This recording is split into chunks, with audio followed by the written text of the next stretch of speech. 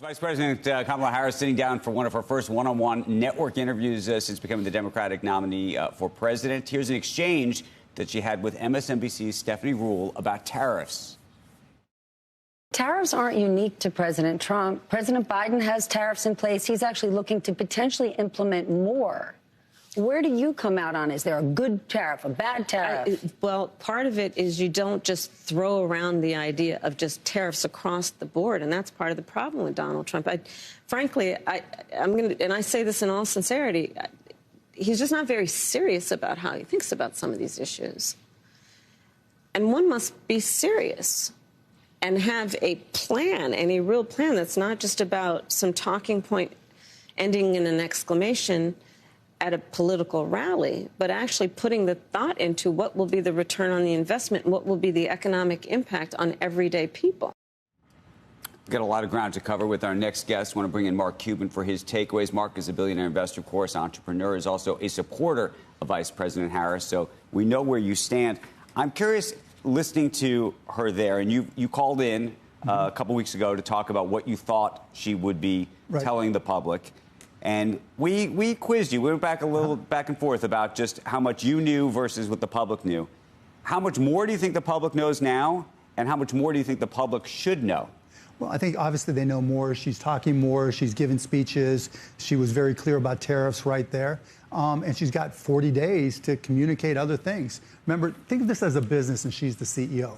She went from lack of favorability, lack of awareness, and way behind Donald Trump, right, to here we are 50 days later from where she started. She's at worst tied, right? People on her economic policy, she was behind Trump 25%. Now she's behind 11%. So she's making progress. And if she just continues along that trend, the trend is her friend, it means she's doing the right things. And so she'll keep on communicating new ideas, new elements. She was a lot more specific on tariffs and where she stands. The difference between her and Donald Trump, to her point, Donald Trump will say what fits to the audience.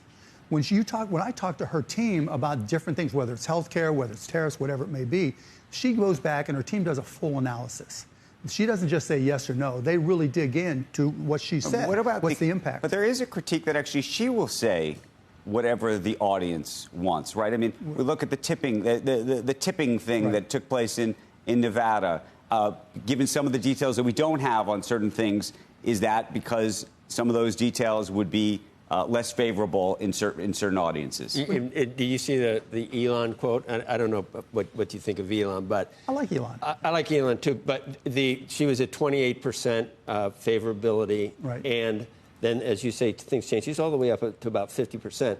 I would just argue that filling in the blanks does not account for that move, and that the media coverage has been so positive and almost, Mark, that it's like, we don't have to worry about trying to elect this guy who is clearly not up for another 4 years. And it's not Donald Trump. So they would have, the left and the people that need a candidate would have embraced anyone at that point. And, you know, ABC, it was 100% positive coverage of her, 92% negative of Trump.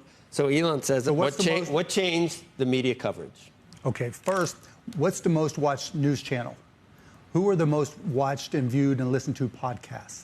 Who are the most watched and listened to or viewed? Is it Fox? Yeah. Yeah. Right? Okay. I mean, it's not close, right? The number one shows are all Fox. The number one podcast, so lean right. Even in spite of that, she's been able to... Not in spite of that, meaning, well, in spite of that, meaning the mainstream media is not who you think it is. The mainstream media truly leans right. Maybe that's why it's only tied then.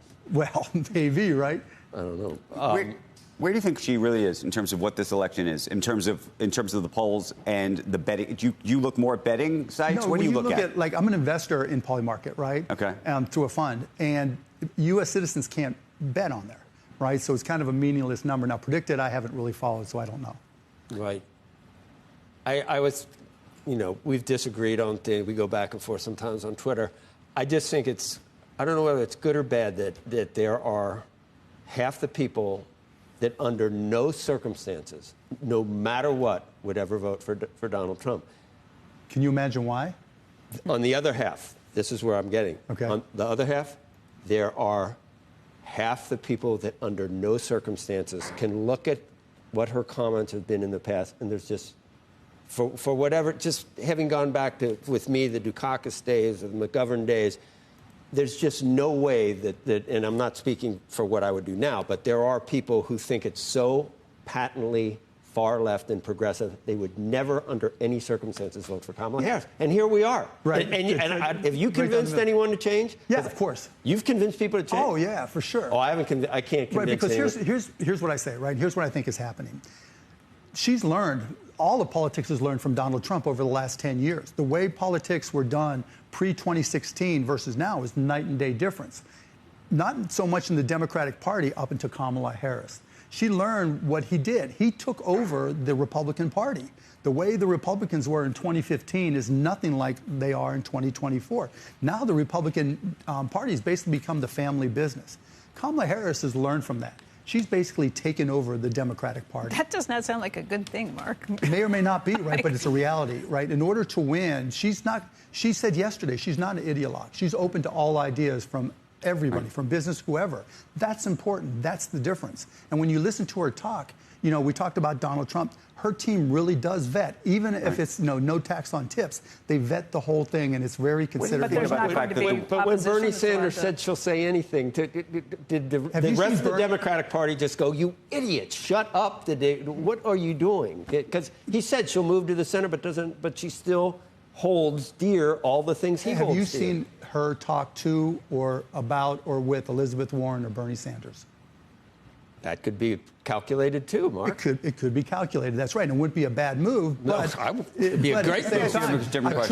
I truly believe she's gone. What do you think of the fact that really? Yeah, because the country, she believes and knows that the country needs to come together.